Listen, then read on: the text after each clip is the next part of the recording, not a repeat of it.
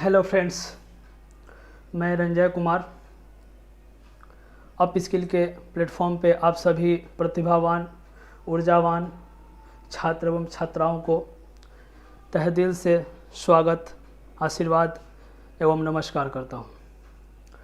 आज मैं economic class की जो दूसरा वीडियो क्लास सेशन है वो लेकर आपके बीच आया हूँ। आपके मन में बहुत सारे प्रश्न होंगे और जहाँ तक कि मैसेज में भी ऐसा देखा जा रहा है कि बहुत सारे प्रश्न आप जी के द्वारा पूछा जा रहा है, तो मैं जवाब तलब करने के रूप में आपसे यह कहना चाहूँगा कि आप कोई भी इन्फॉर्मेशन क्लास के दरमियान ना पूछें।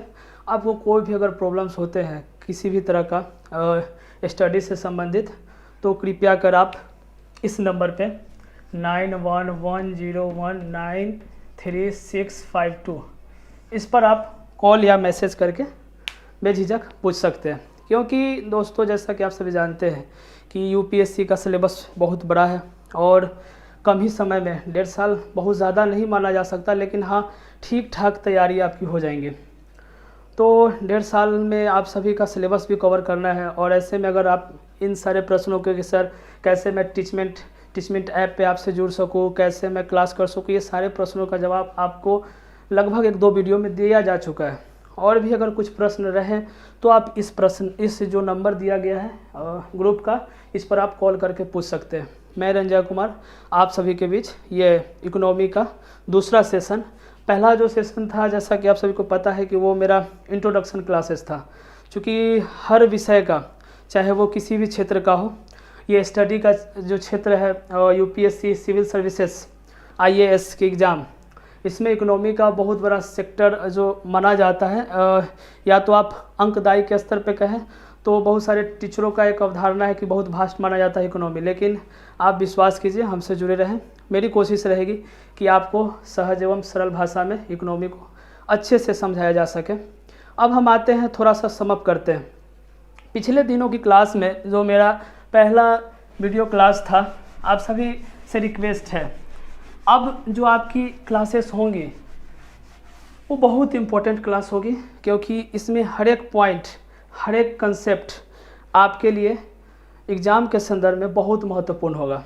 तो जो पिछले क्लास में मैंने बताया था आपको, उस पर थोड़ा सा हम समअप कर लेते हैं। जैसा कि मैंने बताया था कि पेपर के बारे में, तो पेपर के बारे में मैंने बताया था कि ये जो पेपर है जीएस पेपर 3 का पेपर है, और अगर यूपीएससी पेपर की बात करें तो ये पेपर 4 माना जाता है, 4 में आता है।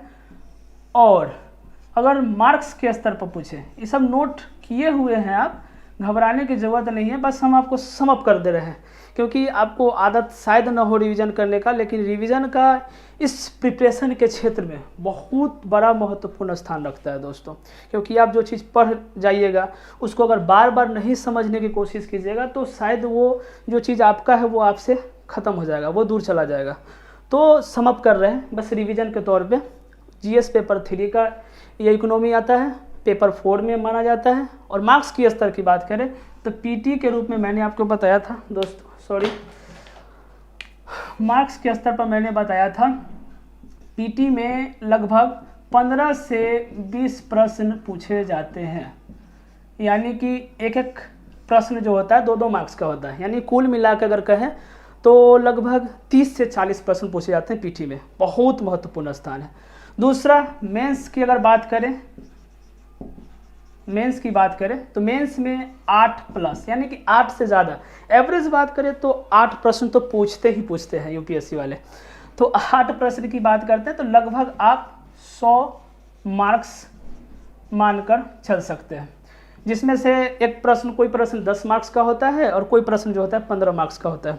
ये चीज़ें आपको मैंने पिछली क्लास में बता चुका हूँ। अब जो चीज़ें हैं, एक और आवश्यक चीज़ें मैंने आपको बताई थी दोस्तों, लिखने की ज़रूरत नहीं, ये सब आपको मैं लिखा चुका हूँ। दूसरा जो महत्वपूर्ण चीज़ मैंने आपको बताया था आवश्यक सामग्री के रूप में।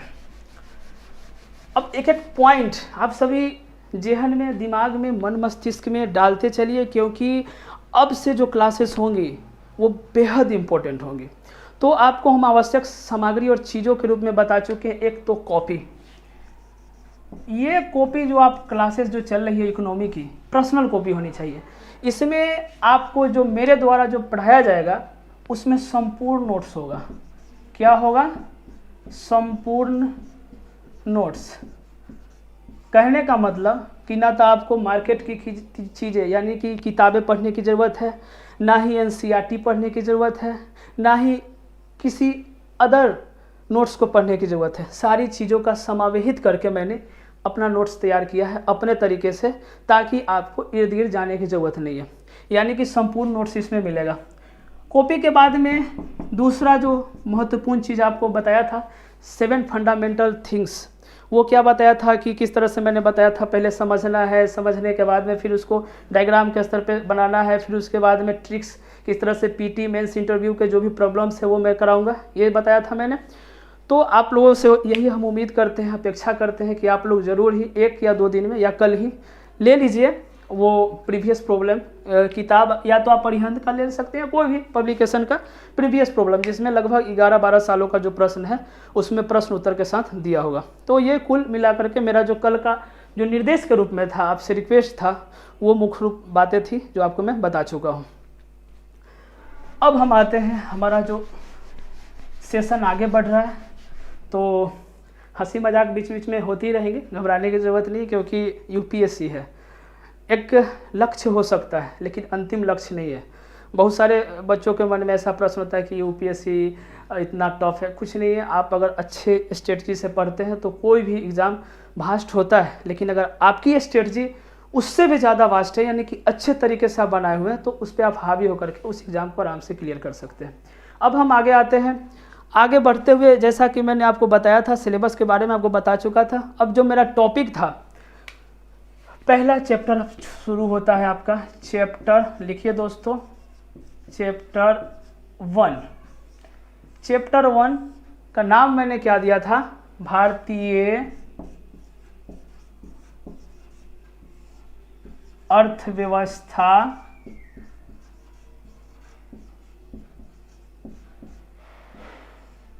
भारतीय अर्थव्यवस्था की समझ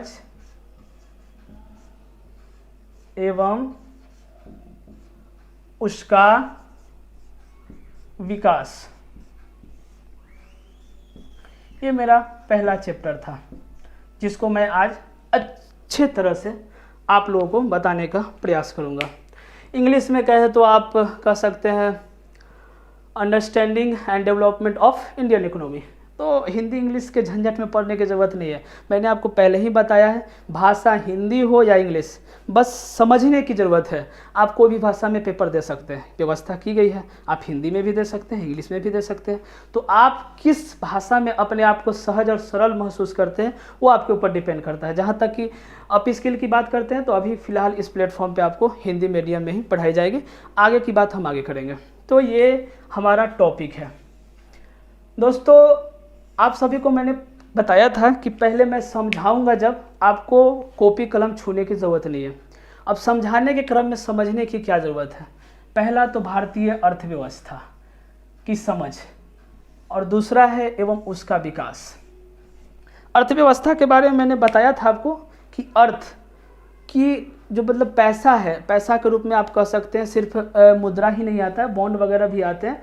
उसका मैनेजमेंट है, किस तरह से आप घर में जैसे आपके पास पैसा होता है, मैनेजमेंट क्या करते हैं, उसको आप खर्च करते हैं। खर्च के बाद जो बचत होता है, बचत पैसे से आप क्या करते हैं, डेवलपमेंट का कार्य करते हैं।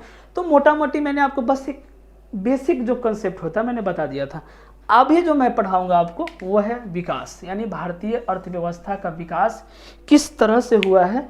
आप लिखिए, इस लिखने के बाद में आप स्टार ऐसे मार करके और लिखिए। जैसे जैसे मैं बताऊं आप वैसे वैसे बनाइएगा, ताकि आपको अदर नोट्स पढ़ने की ज़रूरत नहीं है दोस्तों। बस विश्वास कीजिए, 1 महीना के बाद में आपको समझ में आएगा कि रंजय सर ने जो बोला, वायदा किया, उस बातों को आप उन्होंने निभाया या नहीं। बस 1 महीना वक्त दीजिए, मैं आपको क्लियर कंसेप्ट करूँगा। तो पहले समझना है भारतीय अर्थव्यवस्था का विकास किस तरह से हुआ। आप इसको रेड कलम से लिख सकते हैं, भारतीय अर्थव्यवस्था का विकास, ये लिख करके, ये हेडलाइन हो गया, लिख करके आप आराम से मेरी बातों को श्रवण कीजिए। दोस्तों, अब अर्थव्यवस्था के विकास की बात करते हैं तो सबसे पहले आप सभी जानते हैं कि अर्थव्यवस्था का विकास सिर्फ आधुनिक विकास नहीं है, इसके बैकग्राउंड में भी हमें जाना है, क्योंकि हम अर्थव्यवस्था का विकास पढ़ने जा रहे हैं। किस तरह से आखिर हमारे भारतीय अर्थव्यवस्था का विकास हुआ, आखिर किन किन कारणों से हम पीछे रहे, किन किन कारणों से हमारी अर्थव्यवस्था जर्जर होती गई, किन किन कारणों से हमारी जो अर्थव्यवस्था है उसकी व्यवस्था में उथल पुथल होती रही। तो सबसे पहले हम आते हैं प्राचीन काल में। आपको ये सारी चीज़ें इतिहास में पढ़ाई जाएंगी, लेकिन अब कहने का मतलब यह है कि हमें अगर यहाँ भी पढ़ने की ज़रूरत है तो हम इतिहास के भरोसे तो छोड़ नहीं सकते दोस्तों। तो हमें अगर यहाँ पढ़ने की ज़रूरत यह है कि प्राचीन काल, पहले तो हम प्राचीन काल की बात करते हैं। लिखते चलिए दोस्तों, प्राचीन काल। प्राचीन काल मतलब बहुत पुराना काल, मतलब कि ईसा पूर्व की बात है। वो सब आपको रविकांत सर पढ़ाएंगे, हालांकि मेरे द्वारा भी क्लास लिए जाएंगे, बट फिलहाल जो है अभी रविकांत सर को सौंपा गया है, वो क्लास लेंगे। प्राचीन काल में सबसे पहले आता है, इसको जैसे मैं लिखूँ ऐसे लिखते चलिएगा, डायग्राम के थ्रू बनाते हुए इस तरह से लिखिएगा। प्राचीन काल में सबसे पहले लिखिए मानवों की उत्पत्ति। देखिए, ये लिखने के बाद में जो लिखूं वही लिखिए, जो बोलूं उसको बस समझिए। जो मैं बोर्ड पर लिखूं सिर्फ उसको लिखना है, और जब मैं बोलने लगूं उसको समझना है। मैं बता रहा था प्राचीन काल में किस तरह से अर्थव्यवस्था का विकास हुआ। दोस्तों, सबसे पहले तो सबके दिमाग में उठ रहा कि आखिर ये पृथ्वी कैसे बना। तो कैसे बना, तो वो प्लेट टेक्टोनिक थ्योरी के कारण बना। वो सारी चीज़ें हम ज्योग्राफी, एनवायरनमेंट, इकोलॉजी में पढ़ेंगे, बस डायग्राम दिमाग में बनाना है। दोस्तों, एक चीज़ गौर कीजिएगा, आज जो मैं अर्थव्यवस्था पढ़ाऊंगा ना, आप कैसे फील कीजिएगा अर्थव्यवस्था। देखिए, मान लीजिए ये रहा पृथ्वी, क्या रहा, पृथ्वी, ये रहे हम, ये मान लीजिए मैं हूँ, मतलब कि रंजय, और ये रहा यूपीएससी, ठीक है। ये मैं, ये पृथ्वी, ये यूपीएससी है, तो पृथ्वी पर, बट एक मतलब आपको डायग्राम के थ्रू समझा रहा हूँ। यूपीएससी क्या करता है, देखते रहता है कि पृथ्वी पर क्या हो रहा है, अर्थव्यवस्था में क्या हो रहा है। आखिर ब्रिटेन अर्थव्यवस्था के क्षेत्र में काहे आगे बढ़ते जा रहा है, अमेरिका इतना डेवलपमेंट काहे कर रहा है, देखते रहता है। और देखते देखते क्या करता है, झट से क्वेश्चन बना देता है यूपीएससी आईएएस एग्जाम में। तो हमको क्या करना होगा, हमको इसको समझना होगा कि ये जिस तरह से पृथ्वी पर नज़र बनाए हुए है कि अर्थव्यवस्था के लिए क्या क्या किया जा रहा है, तो हमको भी उसी तरह नज़र बनाना पड़ेगा। देखना पड़ेगा कि आखिर पृथ्वी पर हो क्या रहा है, कहाँ कहाँ अर्थव्यवस्था में क्या क्या विकास हो रहा है। और विशेष रूप से पढ़ना है भारतीय अर्थव्यवस्था में। तो भारत कहाँ है, आप सभी को पता है भारत कहाँ है, पता है ना। मैप पर जाइएगा तो भारत नजर आएगा। तो भारत के बारे में जैसा ही है हम पूरा विशेष नज़र रखेंगे, तब ना हम समझेंगे कि यूपीएससी क्वेश्चन पूछ रहा था, हम आराम से झट से बना देंगे, कोई बड़ा इशू नहीं है। यही डायग्राम आपके दिमाग में कौंधना चाहिए। आप रटी रटाई चीज़ों पर मत जाइए दोस्तों। आप ये मत सोचिए कि बड़ा बड़ा इंस्टीट्यूट आपको क्या देगा नहीं देगा, इन सारी बातों से आपको कोई मतलब नहीं है। मैं क्या हूँ नहीं हूँ, बस आपका और मेरा इतना ही मतलब है कि आपके अगर मन में कोई प्रश्न उभर रहा है तो मैं उन प्रश्नों का जवाब दे दूँ, बस। इससे ज़्यादा और क्या चाहिए आपको, कुछ नहीं चाहिए। तो ये कॉन्सेप्ट इसी तरह से आप डेवलप करते चलना है मन मस्तिष्क में। अब हम आते हैं, मानवों की उत्पत्ति जब हुई तो उस समय क्या, उस समय लोग कपड़ा पहनते थे? एकदम नहीं पहनते थे। उनको तो पता नहीं था कि कपड़ा क्या होता है, खाने का क्या, मतलब कुछ हो जैसे तैसे अपना खा लेते थे। कह सकते हैं आप क्या खाते थे, कंद, मूल, पत्ती, यानी वही पेड़ पौधे का छाला, ये सब खाते थे किसी तरह। तो अर्थव्यवस्था का समझ कहाँ था, कुछ नहीं था, बस किसी तरह अपना लालन पालन करते थे। तो ये रहा हमारा, मानवों की उत्पत्ति जब हुई तो अर्थव्यवस्था ऐसी थी, यानी कि कह सकते हैं अर्थव्यवस्था नहीं थी, जीवन जीने का एक तरीका था। उसके बाद हम थोड़ा सा आगे बढ़ते हैं प्राचीन काल में।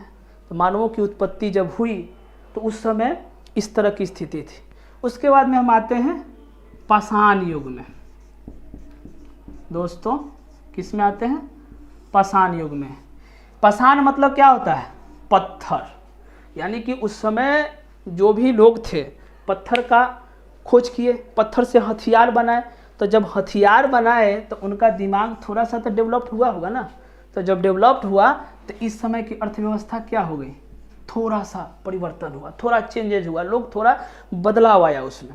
तो बदलाव क्या आया? लोग अब क्या किए? भोजन पहले बस जहाँ मिला खा लेते थे, पता नहीं था कुछ कैसे क्या जीना है, कैसे करना है। तो अब क्या करने लगे लोग? लिखिएगा ये चीज़, संग्राहक हो गया। संग्राहक, संग्राहक मतलब होता है जो चीज़, जैसे कि हुआ यह कि मानव इधर उधर भटकते रहते थे, उनको कभी कभी तो भोजन मिल जाता था, कभी कभी नहीं मिलता था। तो ऐसी स्थिति में जब नहीं मिलता था तो भूखे मर जाते थे। तो ऐसी स्थिति में क्या करने, उन लोगों के शायद पता नहीं दिमाग में ऐसा कुछ कौंधा होगा, उन लोगों के ऐसा दिमाग में आया होगा कि शायद वीडियो प्रॉब्लम्स हो रहा है, आप लोगों अगर कुछ प्रॉब्लम्स हो तो शेयर कीजिएगा मैसेज, अगले क्लास में ऐसा प्रॉब्लम ना आए इसके लिए मैं प्रयास करूँगा। तो दिमाग में उनको कौंधा कि भाई हम क्यों न, जब हमको कभी कभी समय में ऐसा होता है कि हमको भोजन नहीं मिलता है तो हम संग्रह करके क्यों न रखें। तो संग्राहक बन गए। अब संग्राहक बन गए तो इसमें बहुत सारी चीज़ों का डेवलपमेंट हुआ। डेवलपमेंट की अगर हम बात करते हैं तो इसमें मुख्य रूप से पेशा में जो हुआ ना, पेड़ पौधे के अलावा ये लोग जो है अब क्या खाने लगे? मांस। दोस्तों मांस खाने लगे। यानी कि जैसे ही पत्थर का हथियार इन्होंने बनाया तो क्या खाने लगा? मांस। मांस खाने लगे, क्योंकि हथियार मिल गया था तो जानवर को उसी से मार करके बस खा जाते थे, निगल जाते थे। मांस खाने लगे। पाषाण युग में संग्राहक बन गए, अर्थव्यवस्था थोड़ा सा परिवर्तन आया। पाषाण युग के बाद में हम आते हैं बहुत सारे नवपाषाण, क्या क्या बहुत सारे आता है, उसमें हमको जाने की जरूरत नहीं है। अब आते हैं हड़प्पा। ये नाम तो आपको जाना जाना सा लग रहा होगा, क्या दोस्तों? हड़प्पा सभ्यता, ये मतलब कहिए तो विश्व का प्रथम नगरीकरण का काल माना जाता है। प्रथम नगरीकरण, नगर का मतलब ही होता है कि सारी सुख सुविधाएं उसमें मौजूद थे, नगर थे, नगर स्थापित थे। तो नगर, इसमें में की अर्थव्यवस्था क्या थी? प्रथम जो पेशा था, लिखिएगा इसमें, प्रथम पेशा क्या था? कृषि। अद्वितीय पेशा, द्वितीय पेशा क्या था? पशुपालन। लिखिए, द्वितीय पेशा क्या था? पशुपालन। और एक और चीज़ है, डैश करने वाले, एक मिनट, सॉरी दोस्तों, थोड़ा सा भी टेक्निकल प्रॉब्लम्स हो रहे हैं तो आपको घबराने की ज़रूरत नहीं है। बस बजट के हिसाब से जो सुविधाएं हमारी टीम के द्वारा दिया जा रहा है, बस आपको कोशिश करना है कि शिक्षा ग्रहण करें। तो आप सभी इसको लिख लिए होंगे। इसमें एक और चीज़ मुख्य रूप से है, इसमें धीरे धीरे अब देखिए कैसे, अब प्रथम नगरीकरण का काल आया तो जाहिर सी बात है क्या हुआ? व्यापार वाणिज्य बढ़ा होगा। तो व्यापार बढ़ा, लिखिए इसमें व्यापार वाणिज्य एवं उद्योग। उद्योग में कैसा उद्योग? बड़ा बड़ा उद्योग नहीं था। उद्योग के ब्रैकेट में लिख लीजिएगा आप लोग कुटीर उद्योग, यानी कि छोटे छोटे उद्योग, कुटीर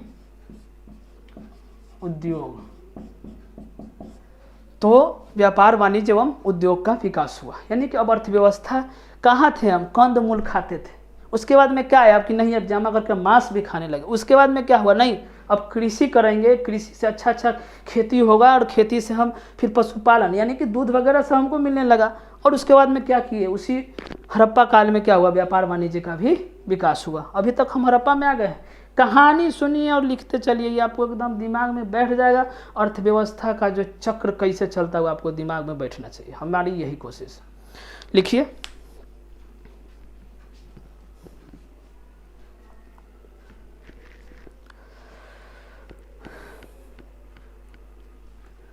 अब मैं इसको मिटा देता हूं दोस्तों। एक्चुअली दो ऑनलाइन क्लासेस चल रहे हैं, जैसा कि आप देख रहे होइएगा। दो माइक लगा हुआ है और दो जगह हैंडल करना पड़ रहा है। तो घबराने की ज़रूरत नहीं है, हमारी आवाज़ आप तक पहुंच रही होगी। बस आप किसी तरह से ज्ञान अर्जन कर लें और सफलता के द्वार तक हम पहुंचाने का कोशिश कर रहे हैं और आप पहुँचें। अब आते हैं हम हड़प्पा काल तक आ गए। अब हड़प्पा के बाद थोड़ा सा डेवलपमेंट हुआ होगा, लोग फिर किसी तरह से मेहनत किए होंगे और किसी तरह से फिर उनमें एक विकास करने की एक अवधारणा आई होगी। तो वो क्या आई होगी? अब देखते हैं हम ऋग वैदिक काल। और ऋग वैदिक काल, इसमें भी ठीक ठाक था। ठीक ठाक मतलब कि लोग धीरे धीरे डेवलपमेंट होते गया और इस तरह से कह सकते हैं कि व्यापार, वाणिज्य, कृषि, पशुपालन, ये सब हो रहे थे। व्यापार, वाणिज्य और कृषि और पशुपालन हो रहे थे। और इसके साथ साथ ऋग्वैदिक काल में आप सभी देखते हैं कि उद्योग भी, धंधे छोटे छोटे स्तर पे नहीं, अब बड़े बड़े स्तर पे भी होने लगे। मतलब हड़प्पा की तुलना करें तो उद्योग में क्या क्या था, जैसे आप देखते होइएगा इसमें चर्मकार यानी कि चमड़ा की वस्तुएं बनाते थे। बढ़ई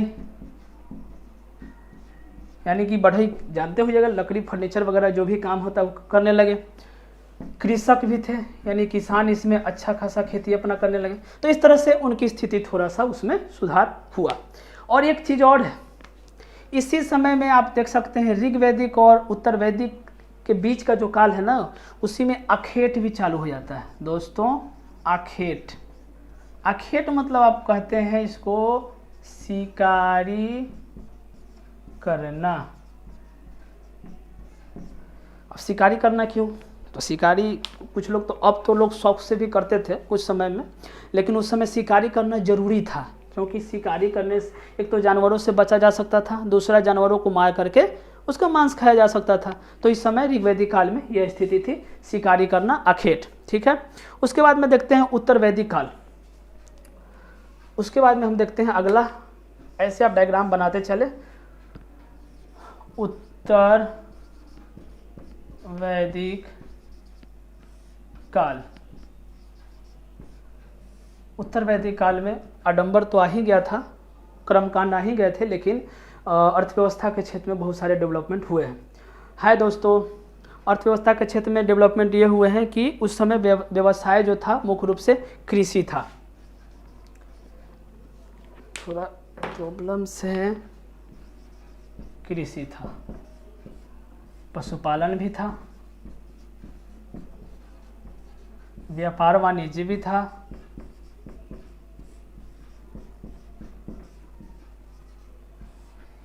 पूरा डिटेल्स में जाने की जरूरत नहीं है दोस्तों, बस जो जो पॉइंट लिखा रहे हैं इकोनॉमी के लिए इतना ही जानना जरूरत है आपको प्राचीन काल में, और कुछ नहीं जानना है। ये तो जो इकोनॉमी का सेक्टर जो सर पढ़ाएंगे उनसे जानने की जरूरत है। बस आपको जो जरूरत का चीज़ है मैंने आपको बताया, ताकि आपको मन में कहीं से कोई प्रश्न न उठे कि आखिर सर पढ़ा तो दिए कि आधुनिक काल में ऐसी अर्थव्यवस्था थी, तो प्राचीन काल में क्या रही होगी। तो वैसे प्रश्नों का जवाब मैं पहले ही दे दूँ ताकि आपके मन में कोई प्रश्न उभर कर ना आए। तो उत्तर वैदिक काल में देखते हैं कृषि, पशुपालन और व्यापार वाणिज्य की बात होती है, लिख लीजिए। उसके बाद में हम देखते हैं उत्तर वैदिक काल के बाद में आते हैं हमारा जो अगला जो सेक्टर है, उत्तर वैदिक काल के बाद में आते हैं मौर्य काल। मौर्य काल के बारे में आपको जानना बहुत जरूरी है अर्थव्यवस्था के क्षेत्र में। ये ऐसा काल था जिस समय व्यापार वाणिज्य की प्रकाष्ठा का काल था, यानी कि चरमोत्कर्ष पर था, यानी बहुत व्यापक स्तर पर बढ़ा। भारतीय इतिहास का एक तो महत्वपूर्ण काल भी माना जाता है, प्राचीन भारतीय इतिहास का मौर्य काल। लिखिए दोस्तों, बहुत इंपॉर्टेंट है। इसमें आप आईपी कर सकते हैं। आईपी दोस्तों आपको बताया था ना, कहाँ पे आईपी लगाना है, कहाँ पे वीआईपी लगाना है, कहाँ पे वीवीआईपी लगाना है। तो इसमें क्या लगाना है? आईपी, जो किस चीज़ के लिए इम्पोर्टेंट है? सिर्फ पीटी के लिए इम्पोर्टेंट है। ठीक है, तो लिख लीजिए मौर्य काल।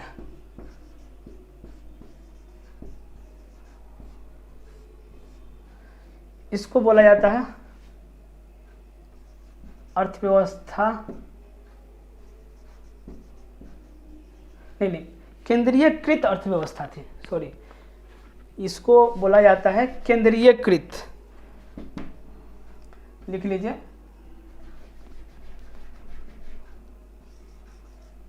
केंद्रीय कृत अर्थव्यवस्था। केंद्रीयकृत था यानी कि केंद्र द्वारा प्लान करके बनाया जाता था, यानी कि कुछ अर्थव्यवस्था में फिर सुधार हुआ। देखिएगा, केंद्रीयकृत अर्थव्यवस्था। इस समय व्यापार वाणिज्य लिखते चलिए, व्यापार वाणिज्य कृषि लिखते चलिए। केंद्रीयकृत अर्थव्यवस्था के बाद में लिखिए इसमें व्यापार वाणिज्य लिखिए, नेक्स्ट पॉइंट में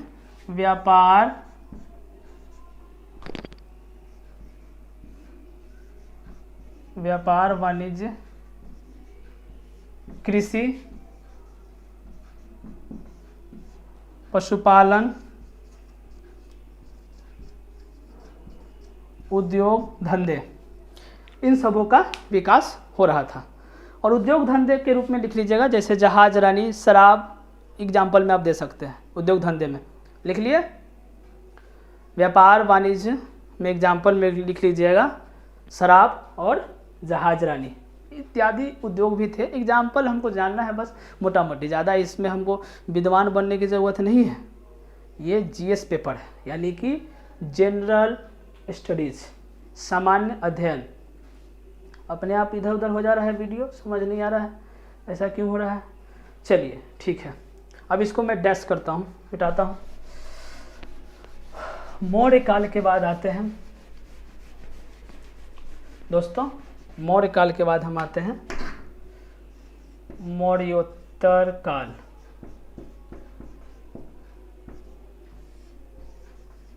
मैं कल पूछूंगा सबसे, आज लिखा दे रहा हूँ, इसका मतलब ये नहीं है कि मैं नहीं पूछूंगा। मैं कल से सब लोगों को बोलूँगा कि आप सभी अपना अपना जो भी प्रश्न पूछना है, अपना कुछ नहीं, वो जो बटन होता है एक अनम्यूट करके आप बोल सकते हैं एक एक करके प्रश्न। एक बार में ऐसा नहीं कि सब हावी हो जाए, फिर मैं सबका प्रश्न कैसे दे पाऊँगा। यहाँ तो ऑफलाइन क्लास नहीं है जो मैं आपको बस आप पूछते जाइए मैं बताते जाऊँ। मतलब अगर नहीं हो तो इससे भी ज़्यादा आप मैसेज से भी आप प्रश्न पूछ सकते हैं, लेकिन मैं प्रश्न पूछूंगा सबों से। और टेस्ट भी आप लोग, टेस्ट का डेट लिख लीजिए दोस्तों, टेस्ट का आप लोग डेट लिख लीजिए। टेस्ट जो है आज हो गया ना 5, तो 4 हो गया, तो यानी कि 20 तारीख को लिख लीजिए, 20/10/2021, 20/10/2021 को पीटी का टेस्ट होगा आप लोगों का। प्रीलिम्स का टेस्ट होगा 20/10/2021 को। मौर्य काल की बात करते हैं तो व्यापार वाणिज्य की पराकाष्ठा का काल था। ये जो था व्यापार वाणिज्य की, लिख लीजिए, व्यापार वाणिज्य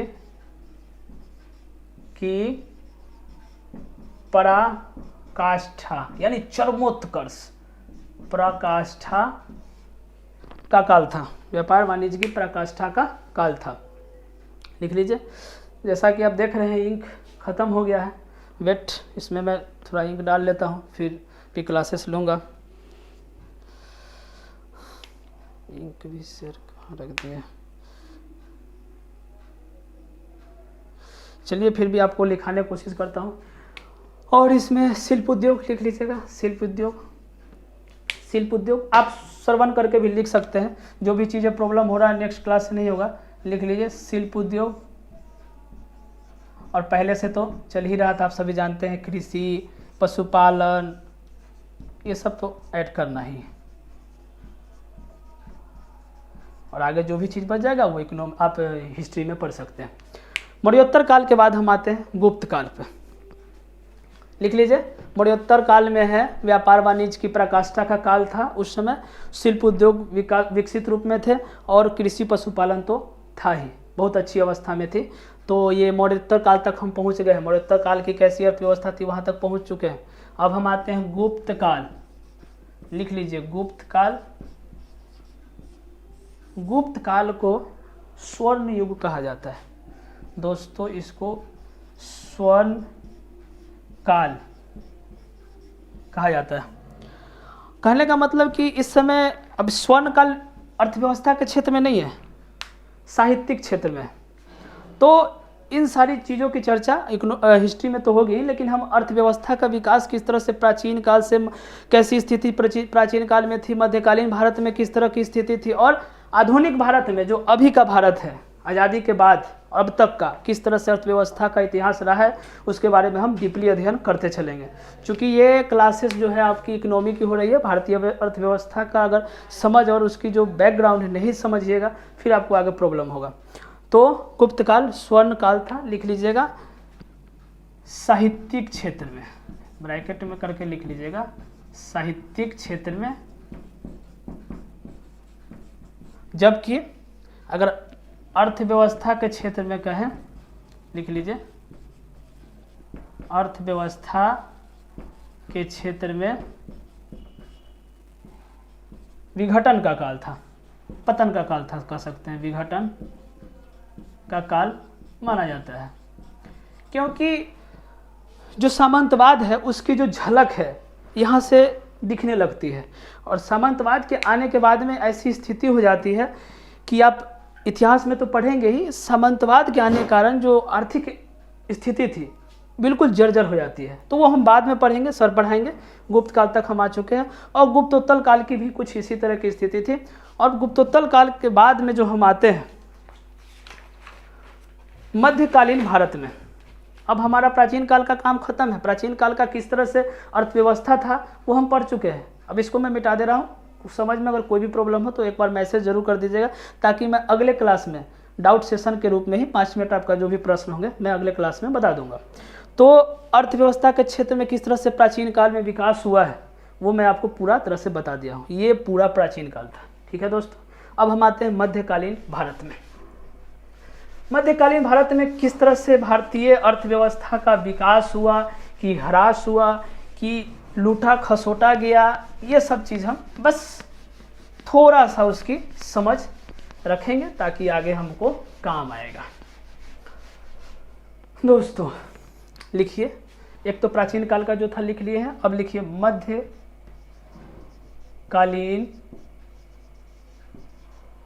भारत। ये दूसरा में आप लिख सकते हैं मध्यकालीन भारत। लिखिए मध्यकालीन भारत की क्या स्थिति थी, इसमें लिखिएगा विदेशी आक्रांता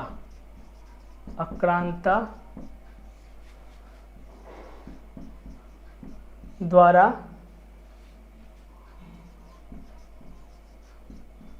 अर्थव्यवस्था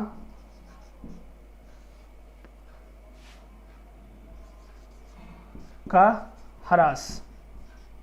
विदेशी आक्रांता में आप कह सकते हैं किस तरह से आप एग्जाम्पल में लिख सकते हैं। विदेशी आक्रांता में आप लिख सकते हैं सल्तनत लिख सकते हैं, मुगल लिख सकते हैं। अब इसमें कौन कौन शासक था हिस्ट्री में आप पढ़िएगा, इकोनॉमी पढ़ने की ज़रूरत नहीं है। बस आपको मैं बेसिक जो कंसेप्ट है वो मैं बताने की कोशिश कर रहा हूँ।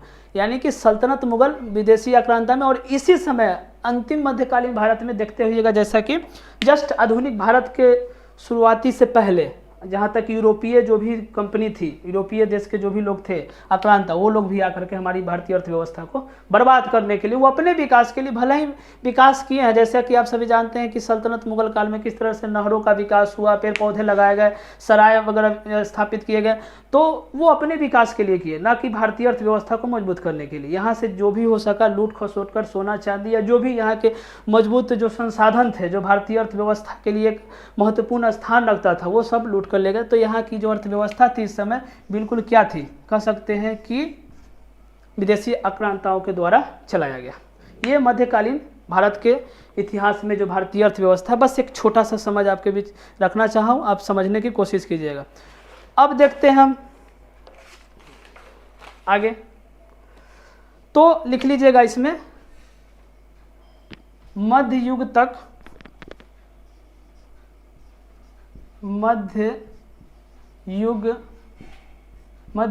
भारत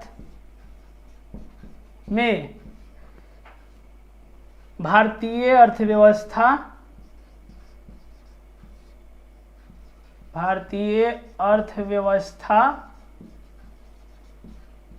असुसंगठित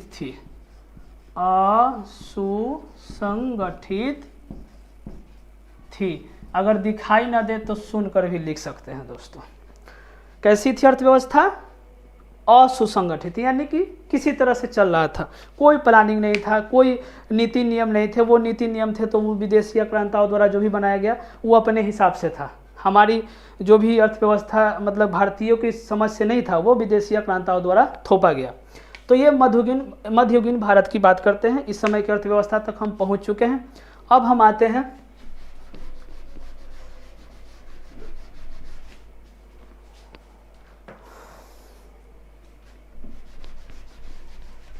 अब आधुनिक भारत में प्रवेश करने ही वाले हैं। बस उससे पहले थोड़ा सा कुछ कंसेप्ट बाकी रह गया है जो कि मैं बताना चाहूँगा, आप श्रवण कीजिएगा। एक घटना हुआ, घटना यह हुआ कि जनसंख्या तो बढ़ता ही रहा। अब संसाधनों का जो जिस तरह से मतलब कि कमी देखा गया, मतलब कि कमी उस समय तो नहीं थी, लेकिन मतलब लोगों को लगा कि नहीं अब कुछ आविष्कार किया जाए ताकि हमारी जो आवश्यकताएं बढ़ रही है उसकी पूर्ति कैसे किया जाए। तो ये चीज़ यूरोप में हुआ या यूरोप में देख सुने होइएगा आप कि 14वीं से 16वीं शताब्दी के बीच में पुनर्जागरण एवं प्रबोधन। दोस्तों ये सोच रहे होइएगा आप कि ये शब्द कहाँ से आ गया। देखिए, पुनर्जागरण और प्रबोधन का एक लाइन बता दें कि पुनर्जागरण मतलब कि लोगों ने जो है रूढ़िवादिता और आडंबर को छोड़ दिया, यानी कि जो पहले पूजा पाठ या मतलब पूजा पाठ के कर्मकांड जो भी थे ज़्यादा उसमें पड़े हुए थे, उस सब चीज़ों को छोड़ करके अब क्या किया, तार्किकता पर विशेष बल दिए। लोग कहे कि नहीं पहले हम इस चीज़ को आप प्रमाण दीजिए फिर हम इस चीज़ को मानेंगे। तो वो प्रामाणिकता पर ध्यान देने लगे और तरह तरह का आविष्कार होने लगे, चाहे वो जहाज से लेकर के हो, प्रिंट प्रेस का हो या जो भी चीज़ का हो जो हमारी ज़रूरत की चीज़ें थी। तो ये यूरोप में विकास होने लगा। अब यूरोपीय जो कंट्री के जो लोग थे उनके मन में कुछ खुरापाती दिमाग तो थे ही, वो इधर उधर चाहते थे कि किसी तरह से हम वहाँ पे शासन करें, उपनिवेश स्थापित करें। तो उन लोगों द्वारा क्या किया गया, अब रास्ता खोजा गया। तो रास्ता खोजा गया तो इस तरह से वो क्या किए कि आवश्यकता अनुसार दूसरे देशों पर जाकर के कब्जा करना चालू कर दिए। और इसी समय अर्थव्यवस्था में एक क्या हुआ, पूंजीवाद की झलक, पूंजीवाद की अब झलक, यानी कि ये लोग क्या किए, पूंजीवाद के साथ साथ उपनिवेशवाद लिखिएगा, उपनिवेशवाद और पूंजीवाद की झलक दिखाई देती है, जो अब अर्थव्यवस्था का एक जो संगठित रूप है। भले ही हमारी भारतीयों के द्वारा नहीं हुई, लेकिन यूरोपीय जो देश थे, यूरोपीय देश के जो नागरिक थे उनके द्वारा लाया गया। तो इस तरह से हमारी देखते हैं कि मध्ययुगीन भारत में इस तरह का अर्थव्यवस्था का इतिहास रहा। अब हम देखते हैं तो इस समय जो भी था ना, एक आज़ादी ही थी। अब आज़ादी किस रूप में थी ये चीज़ बात बाद में करेंगे।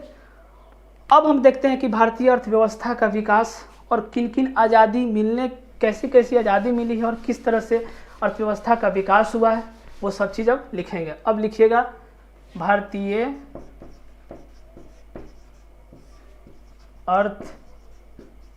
अर्थव्यवस्था का विकास क्रम।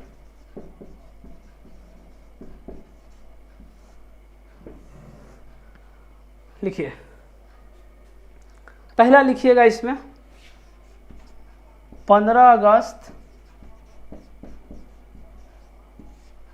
1947 ये आज़ादी मिली थी। पहली आज़ादी में बोली जाती है इसको आज़ादी, आप लिख सकते हैं पहली आज़ादी। किससे आज़ादी मिली हमें? इस समय आज़ादी मिली अंग्रेज़ों से। बहुत सारे आक्रांता आए हुए थे, विदेशी आक्रांता के साथ साथ अंग्रेज आए थे, डच आया था, फ्रांस आया था, सब आए थे। तो लास्ट में अंग्रेज़ किस तरह से वो भारत अंग्रेज़ों से आज़ादी मिलती है भारत को, तो ये पहली आज़ादी मानी जाती है। दूसरी आज़ादी लिखिए, लिखते चलिएगा, जिस तरह हम डायग्राम बना रहे हैं उस तरह से आप लिखते चलिएगा, ठीक है। हर एक पॉइंट आपके लिए बेहद इंपॉर्टेंट है, ठीक है।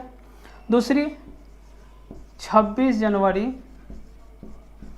1950 को, ये दूसरी आज़ादी थी, ये दूसरी आज़ादी थी। दूसरी आज़ादी किससे आज़ादी? अंग्रेजी दास्ता से आज़ादी। लिखिएगा अंग्रेजी दास्ता से आज़ादी। अंग्रेजी दास्तां यानी कि अंग्रेजों द्वारा जो कानून बनाए गए थे उन कानूनों को हम क्या किए, पूर्ण रूप से त्यागे नहीं, लेकिन अपने हिसाब से उस कानूनों में संशोधन करके और एक नया संविधान का निर्माण हुआ, जो कि आप सभी जानते हैं कि गणतंत्र दिवस के रूप में मनाते हैं। तो ये हमें आज़ादी मिली। अभी अर्थव्यवस्था का ही विकास क्रम चल रहा है दोस्तों, घबराने की जरूरत नहीं। ये पॉइंट्स सब आप लिख लीजिए और यकीन कीजिए कि ये सब जब रिवीजन करने बैठिएगा तो अर्थव्यवस्था का पूरा जो होल सिलेबस है दिमाग में कौंधेगा। ठीक है, तो ये दूसरा पॉइंट लिख लिए कि 26 जनवरी 1950 को दूसरी आज़ादी मिली। किससे आज़ादी मिली? अंग्रेजी दास्ता से आज़ादी मिली। तीसरी लिखिएगा 1 जुलाई 1991, बहुत इंपॉर्टेंट है, इस पर लिख लीजिएगा VVI, VVI लिख लीजिएगा इस पर। अभी जो लिखाने जा रहे हैं 1 जुलाई 1991, आर्थिक, क्योंकि इसमें अर्थ आ गया है यानी कि अर्थव्यवस्था के लिए इंपॉर्टेंट है, आर्थिक जटिलता से आज़ादी। इसी समय LPG आया था, लिख लीजिएगा शॉर्ट में, ये सब चीज़ बाद में हम डीपली पढ़ाएंगे। LPG का मतलब LPG गैस मत समझ लीजिएगा, लिक्विड पेट्रोलियम गैस नहीं समझ लीजिएगा, यहाँ लिक्विड पेट्रोलिएशन गैस का कोई काम नहीं है। इसका मतलब हुआ लिबरलाइजेशन, प्राइवेटाइजेशन और ग्लोबलाइजेशन, यानी कि उदारीकरण, निजीकरण और वैश्वीकरण, ये 3 चीज़ हुआ। ठीक है, तीसरी आज़ादी मिली हमें, लिख लिए 1 जुलाई 1991 को, आर्थिक जटिलता से आज़ादी। बहुत सारे प्रॉब्लम्स होते थे, कोई भी अगर व्यापार करना चाहता था, स्टार्टअप करना चाहता था, तो सरकार का एक पहले ही से अधिकारी बैठा हुआ था, तुम व्यापार करोगे हमको टैक्स देना पड़ेगा, लाइसेंस लेना पड़ेगा। तो इसी समय इस जटिलता को ख़त्म किया गया, आर्थिक जटिलता से आज़ादी मिली। समझ रहे हैं अच्छे से, कोई प्रॉब्लम्स नहीं? ठीक है, उसके बाद में है, लिखिए 24 अप्रैल 1993, लिखिएगा अगला इसी में 24 अप्रैल 1993 को केंद्रीय करण से आज़ादी, केंद्रीय करण से आज़ादी लिख लीजिए आप लोग। 24 अप्रैल 1993 को केंद्रीय करण से आज़ादी, और इसके नीचे लिख लीजिएगा, हमारे पास जगह नहीं है, लिख लीजिए आप, लिख लीजिए पंचायती राज व्यवस्था का प्रारंभ, पंचायती राज व्यवस्था का प्रारंभ, पंचायती राज व्यवस्था का प्रारंभ, लिख लिया आप लोग, पंचायती राज व्यवस्था का प्रारंभ। उसके बाद में लिखिए 1 जून 1993, इसको हम मिटा देते हैं। ठीक है,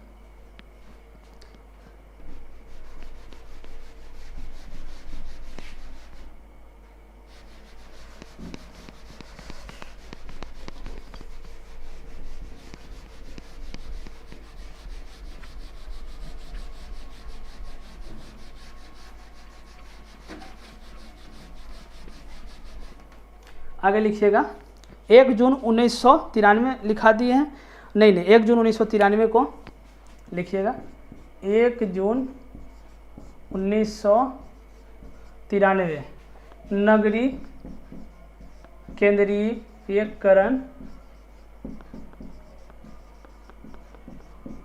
से आज़ादी। लोग कहता है कि 15 अगस्त 1947 को आज़ादी मिली। भाई आज़ादी मिली, सिर्फ अंग्रेज़ों से आज़ादी मिली थी, उसके बाद में बहुत सारी आज़ादी मिली जो हमारे समझ में नहीं था। इस चीज़ को समझिए आप। 1 जून 1993 को नगरीय केंद्रीयकरण से आज़ादी मिली। उसके बाद भी और भी सारी आज़ादी हैं, उसमें लिखिएगा आप 12 अक्टूबर 2005 को, 12 अक्टूबर का महीना चल भी रहा है, 2005 को नागरिक आज़ादी। ये कैसे आज़ादी है भाई? यानी RTI, राइट टू इन्फॉर्मेशन, सूचना का अधिकार, नागरिक आज़ादी इसी समय मिली हमें। अभी तक बहुत सारी आज़ादी में देखें, एक जो लिखा है 12 अक्टूबर 2005 को कैसी आज़ादी मिली? नागरिक आज़ादी, RTI, राइट टू इन्फॉर्मेशन। आगे लिखिएगा 1 जुलाई 2017, ये बहुत इंपॉर्टेंट है, इसमें भी VVI लगाई है। पहला VVI लगाए थे कौन वाला में? 1991 वाला में, क्या था? आर्थिक जटिलता से आज़ादी। ये दूसरा जो है ये कैसी आज़ादी है? लिखिएगा, ये है करों की जटिलता से आज़ादी, यानी कि GST लिख लीजिएगा, करों की जटिलता से आज़ादी। डेट हम लिखा देते हैं 1 जुलाई 2017 को, 1 जुलाई 2017 को करों की जटिलता से आज़ादी। बस समझिए करों की जटिलता से आज़ादी कहने का क्या मतलब है। कर, अब सरकार कैसे चलती है और देश कैसे चलता है। जैसे अब कोई सर्विस कर रहा है, बहुत पैसा कमा रहा है, तो सरकार कहती है कि देखो भाई, हमारे देश में नियम बनाया गया है कि अगर तुम बहुत कमाओगे, एक लिमिट बनाया गया, हायरार्की बनाया गया कि इतना पैसा कमाओगे तो तुमको इतना टैक्स देना होगा। तो वही जो टैक्स देता है ना, तो वो एक व्यक्तिगत टैक्स हो गया, लेकिन राज्य पर भी टैक्स लगता है, चाहे वो कोई भी चीज़ों का हो, वस्तु का या सेवा का। तो टैक्स लगता था, तो हर एक राज्य में अलग अलग था, जबकि देश एक गो है, भारत देश एक राष्ट्र है, लेकिन राज्य है तब अलग अलग राज्य में अलग अलग टैक्स। तो लोगों को ना परेशानी होती थी, ऐसा लगा कि क्यों ना सुधार किया जाए। तो सरकार ने ऐसा नियम बनाया और क्या कर दिया कि देखो भाई, नहीं होगा, अब नहीं होगा, अब ये सब चीज़ नहीं चलने वाला, मनमानी अब नहीं चलेगा। यानी कि लोगों को लगा कि अब करों की जटिलता से आज़ादी मिलनी चाहिए। तो क्या हुआ, 1 जुलाई 2017 को GST लाया गया, गुड एंड सर्विस टैक्स, ठीक है, वस्तु एवं सेवा कर। बहुत सारे परिवर्तन हुए और मेरा तो ये इस पर इतना वर्क किया हुआ है कि आपको मैं जब समझाऊंगा आप बिल्कुल आसान तरीके से समझ जाइएगा, घबराने की ज़रूरत नहीं है। तो ये करों की जटिलता से आज़ादी। अब तो समझ में आया होगा कि आज तक हम पढ़ते थे कि 15 अगस्त 1947 को सिर्फ आज़ादी मिली थी, अब कितने आज़ादी दिखा दिए, समझ में आ गया होगा। तो समझने की ज़रूरत है। ये मिला आपको करों की जटिलता से आज़ादी, GST। इसको लिख लीजिए, फिर आगे हम बढ़ते हैं।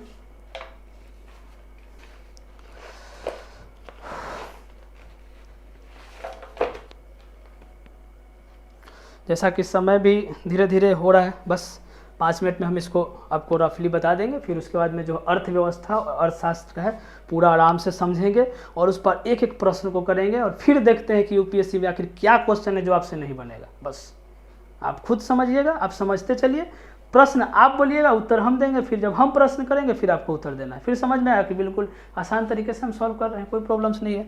तो ये हम देख लिए कि विकास क्रम किस तरह से हुआ है, पूरा देख चुके हैं दोस्तों। अब हम आते हैं निष्कर्ष पे। आज का क्लास अंतिम सेशन है, कुछ इन्फॉर्मेशन के रूप में जो कि आपको दिया जाएगा। बहुत सारे बच्चों का बहुत सारे प्रश्न, मतलब हमको तो मैसेज देख देख के हंसी आ रही थी कि आखिर ये लोग UPSC की तैयारी कर रहे हैं, सिविल सर्विसेज की तैयारी कर रहे हैं और इतने छोटे छोटे प्रश्न को जो है हमसे पूछ रहे हैं बार बार। इनको तो एक मैसेज कर देना था और हमारे जो फैकल्टी के जो भी टीम है उनके द्वारा जवाब दे दिया जाता। फिर भी अगर आपका प्रश्न है तो जवाब देना मेरा परम कर्तव्य है। दोस्तों अब इन्फॉर्मेशन पे हम आते हैं। नोट करने की ज़रूरत नहीं है आपको, बस इन्फॉर्मेशन लास्ट के क्लास में जो भी 5-10 मिनट होगा हम आपको इन्फॉर्मेशन के रूप में देंगे, जो कि आपके अगले क्लास के लिए बेहद इंपॉर्टेंट होगा। आज तो हम थोड़ा हंसी मजाक चुटकुला किए नहीं है, लेकिन अगले क्लास से ज़रूर करेंगे। बच्चों को निराश करने का मेरा कोई मतलब ऐसा नहीं है। हमारा प्रयास यही रहेगा कि बच्चे हंसते मुस्कुराते और आराम से इकोनॉमी को इस तरह पढ़ जाए जैसे मैट्रिक के सिलेबस में सर्किल पढ़ते थे, ठीक है। वृत्त का क्षेत्रफल बराबर πr², याद हो जाता था ऊपर, तो 10 को प्रश्न आराम से बना देते थे, जितना बना सके। तो हम इन्फॉर्मेशन के रूप में आपको दे देते हैं। अभी फ़िलहाल एक एक क्लास चल रही है, लेकिन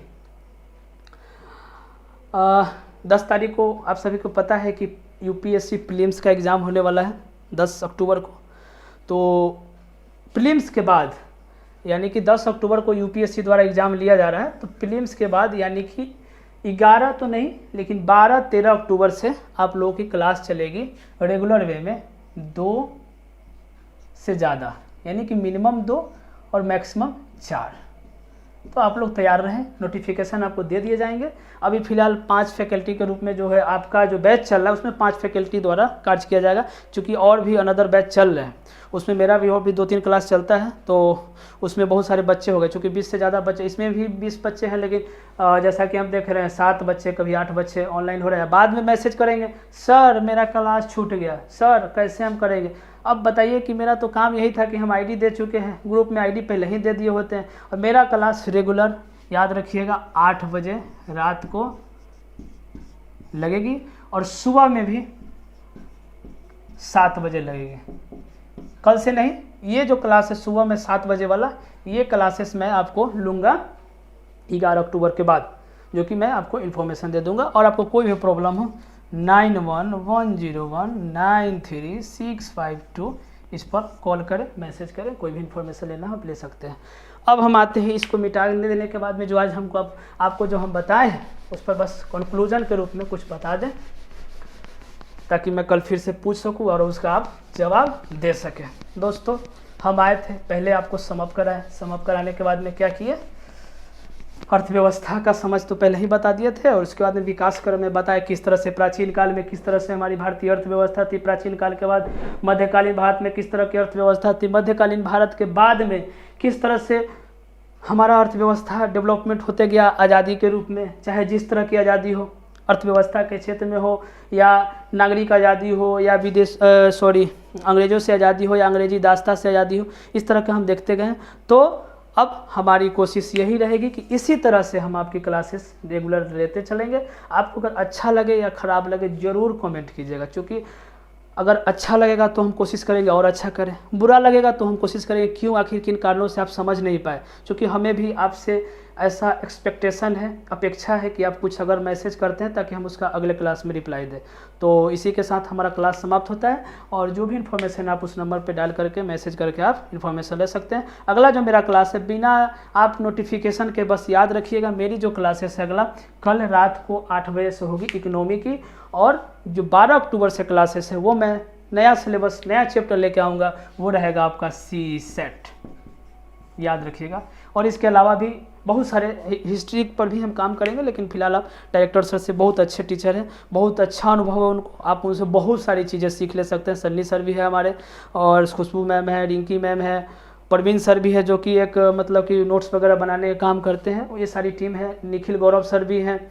तो इन सारे सरों से भी आपको रूबरू होंगे, लेकिन फ़िलहाल अगर मेरे द्वारा आपको पढ़ाया जा रहा है तो अगर आप इससे संतुष्ट ना हो या हो तो ज़रूर कमेंट और शेयर करें, ठीक है। अगर किन्हीं की भी क्लास छूट जाती है तो आप skill UPSC and PCS classes के यूट्यूब पर आप जाइएगा तो ये रिकॉर्ड वीडियो उस पर डाला होगा, ठीक है, आप देख करके फिर से आप देख सकते हैं, कोई प्रॉब्लम नहीं है। और कोशिश कीजिएगा और भी जो दोस्तों हों उनको जोड़ने की कोशिश कीजिए। अभी फ्री क्लासेस चल रही है और आप लोगों का बैच फ्री क्लासेस ही चलेगा, और जो बच्चे आएंगे बाद में उनको पेड क्लासेस के रूप में तब्दील कर दिया जाएगा। आप लोगों से ऐसा कुछ हमारी इच्छा नहीं है, ठीक है। तो इसी के साथ हम अपनी क्लास को समाप्त करते हैं। नमस्कार।